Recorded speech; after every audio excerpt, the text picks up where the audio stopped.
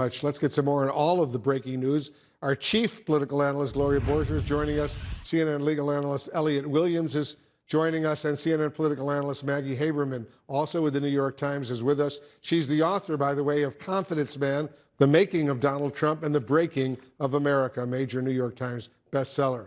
Gloria, let me start with you. How meaningful is this, a House committee asking the U.S. Department of Justice to pursue criminal charges against the former president of the United States?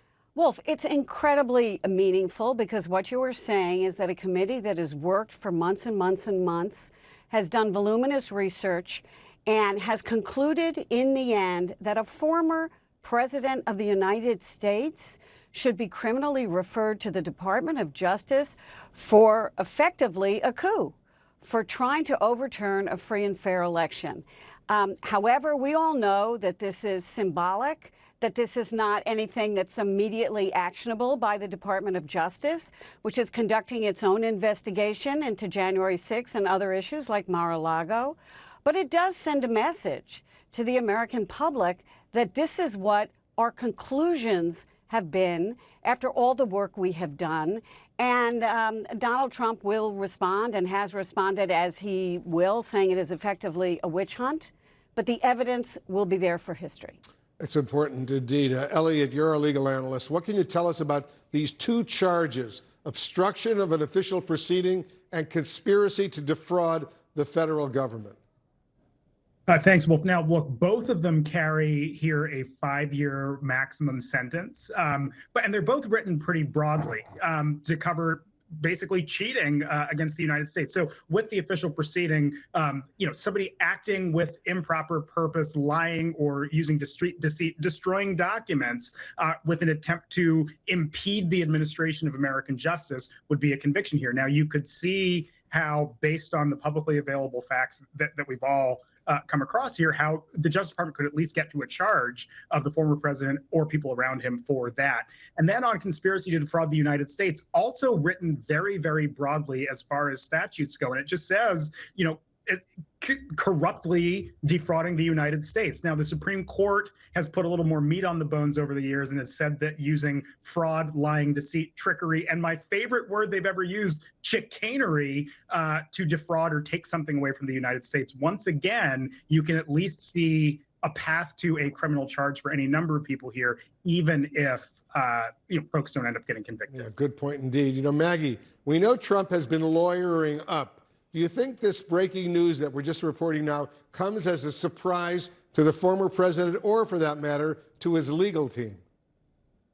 It certainly shouldn't, Wolf, although I will tell you there are some people in Trump's circle who are concerned about this development, which is, again, surprising because the committee has made pretty clear what individual members believe. Now they are likely to speak with one voice on the matter if they move ahead.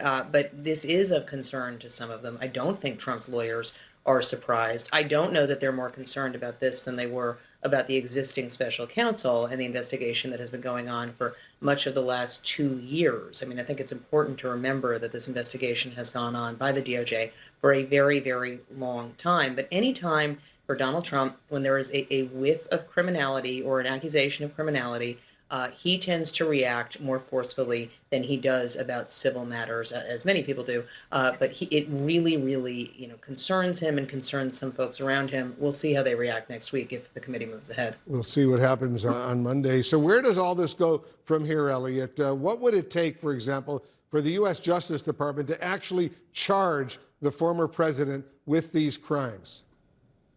So, in order to get there, Wolf, the Justice Department, per their guidelines, would have to prove that they found a substantial likelihood of a conviction. Not just that they thought that an individual did something, but that they actually thought that they could get past a jury beyond a reasonable doubt that any of these elements were met, the ones that I sort of laid out before, using fraud or deceit or trickery. Now, look, Congress can certainly make a recommendation to the Justice Department. It looks like, based on what we're seeing here, that they're going to on Monday or Wednesday of next week. The Justice Department doesn't have to rely on that at all. What really matters is, do they think they have the evidence that they can get into court, not what people feel in their guts or how much people dislike the former president, but can they establish the intent, that there was an intent to commit acts of fraud? Now, look, as I said earlier, you can certainly get there based on what appears to be the information available, but we'll just have to see what Congress puts forward in that report and what the Justice Department actually decides to move forward with. And Wolf, I should just note, this is part of why Trump's lawyers are not especially concerned about this move by Congress, or at least most of them are not. They're not happy about it. It's certainly, not a label that Donald Trump ever wants to be fixed with. And some of his lawyers react to his emotions more than others. But for the most part, they recognize that this is something that is procedural, and it's not likely to impact what DOJ does. It's a recommendation from the Select Committee to the U.S. Justice Department. It's not necessarily a mandate. Gloria, the final January 6th Select Committee report could, of course, though, include additional proposed charges against Trump. Based on what we've seen from the committee throughout this process, do you think that's likely? Well, we don't know. I think it's very likely that there are going to be criminal referrals against those in Trump's orbit. I think, for example, his attorneys could be in some deep trouble and could be criminally referred. And so, as we watch this story unfold, we kind of know the cast of characters. Jeffrey Clark, formerly, of the DOJ, Mr. Eastman, formerly his attorney, et cetera, et cetera. I think the big picture here really is that Donald Trump, who will yet again claim to be a victim, of course, there are so many legal cases against him right now that the Justice Department is investigating. They don't need a push from Congress to do their work. We've seen that they've done their work with people who stormed the Capitol, for example, and have put many of those people in jail, including the head of the Oath Keepers, who was convicted on seditious conspiracy. I think the question is, how will the public regard this? Because there are so many legal problems for Donald Trump right now.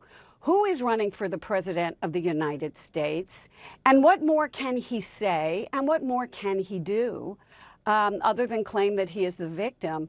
It's up to the Justice Department right now. Congress will be done with its investigation, at least the Democratic Congress and this January 6th committee will be done. And the American public and the Justice Department have to make their own judgments right now. But the evidence has been put out there for them to see. Let me get Maggie to weigh in on how this is all impacting on Trump's 2024 presidential campaign announcement. It seems to have gotten off to a rather lackluster start. I think it's gotten off to a lackluster start for a number of reasons, Wolf, and I think the main one, frankly, is the relatively poor performance of Republicans in the midterms compared to the red wave that Republicans and some non-Republicans had been predicting was coming. But it is absolutely true that Trump seems focused on anything but his presidential campaign. I have been told by multiple people close to him that he sees a campaign as a shield against potential DOJ action or action in Georgia in the form of an indictment against him. I don't think that has changed, and I think that you will see him continue to refer to his candidacy over the next couple of weeks, as Gloria predicted, as events unfold.